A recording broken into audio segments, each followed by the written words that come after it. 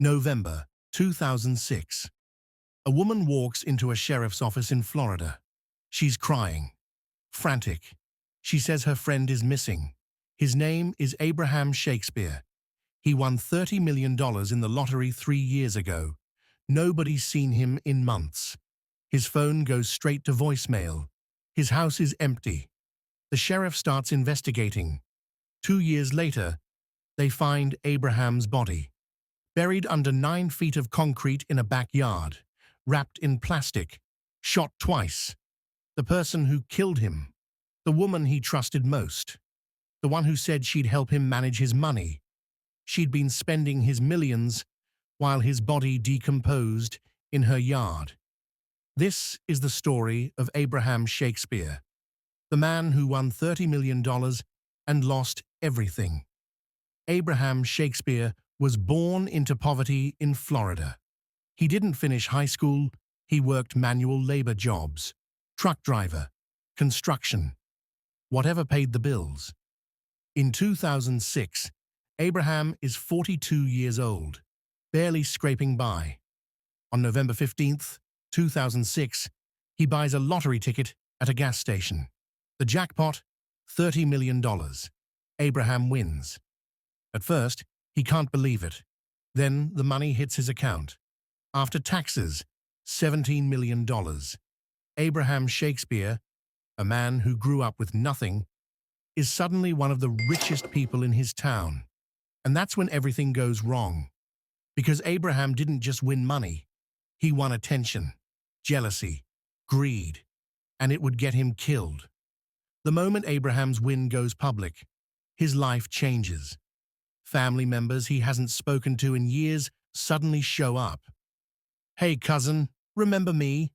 Friends from high school call. "Man, we go way back. I could really use some help." Strangers knock on his door. Sob stories, medical bills, business ideas. Abraham is generous, too generous. He gives money to everyone, tens of thousands, hundreds of thousands. He buys his mum a house, buys houses for friends, pays off people's debts. Within a year, Abraham has given away millions. But the requests don't stop. They get worse. People start demanding money, threatening him, suing him. A woman claims Abraham stole her lottery ticket, takes him to court.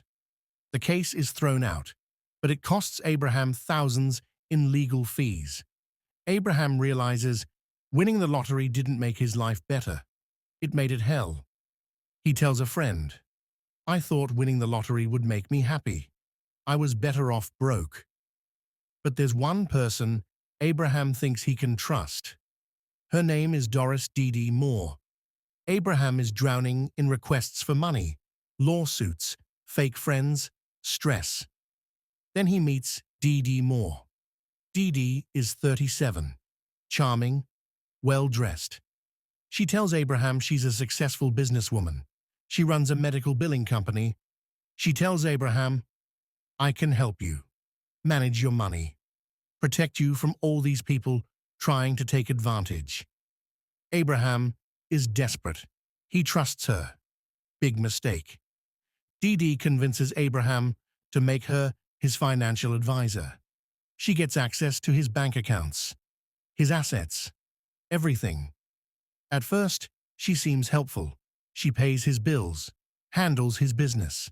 But behind the scenes, Dee Dee is stealing. She transfers money from Abraham's accounts into hers, hundreds of thousands of dollars. She buys herself a Hummer, a Corvette, expensive jewelry. She tells Abraham, "Don't worry, I'm investing your money, making it grow." But Abraham starts getting suspicious. He asks to see his account statements. Dee Dee makes excuses, delays, changes the subject. Abraham realizes she's robbing me. He confronts her, says he wants his money back, wants to cut ties. Dee Dee panics. If Abraham goes to the police, she's going to prison for fraud. So Dee Dee decides Abraham has to disappear. April 2009. Dee Dee lures Abraham to a remote property she owns. She tells him they need to discuss his finances in private. Abraham goes. He still doesn't realize how dangerous Dee Dee is. At some point that day, Dee Dee shoots Abraham Shakespeare. Twice. She wraps his body in plastic, buries him under 9 feet of concrete in her backyard. Then Dee Dee does something unbelievable. She pretends Abraham is still alive. She sends text messages from his phone to his family. "I'm fine, just need some space." She tells people Abraham left town, moved away, wanted a fresh start. For months, Dee Dee continues spending Abraham's money, buying cars, jewelry, living large. Abraham's family is worried. They file a missing persons report, but Dee Dee tells police, "He's fine. He just wanted to get away from everyone." Then, in January 2010, Dee Dee makes a mistake. Abraham's ex-girlfriend goes to the sheriff, says she doesn't believe Dee Dee's story. Police start investigating. They search Dee Dee's property. January 2010. They find Abraham's body, buried in concrete, decomposed, shot twice. Dee Dee Moore is arrested and charged with first-degree murder. At trial, prosecutors lay out the evidence. Dee Dee stole millions from Abraham. When he confronted her, she killed him. She used his phone to send fake texts. She lied to police. She tried to cover it up. December 2012. Dee Dee Moore is convicted of first-degree murder, sentenced to life in prison without parole. Abraham Shakespeare won $30 million in the lottery. 3 years later, he was dead, buried in concrete, murdered by someone he trusted. The woman who promised to help him manage his money killed him and spent it while his body rotted in her backyard. So what's the lesson? Winning the lottery didn't ruin Abraham's life. People did. The moment he won, everyone saw him as a target. Family, friends, strangers, everyone wanted a piece, and the one person he thought he could trust destroyed him.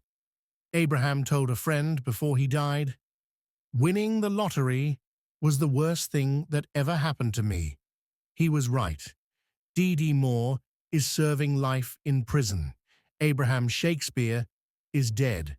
And the $30 million that was supposed to change his life, it got him killed.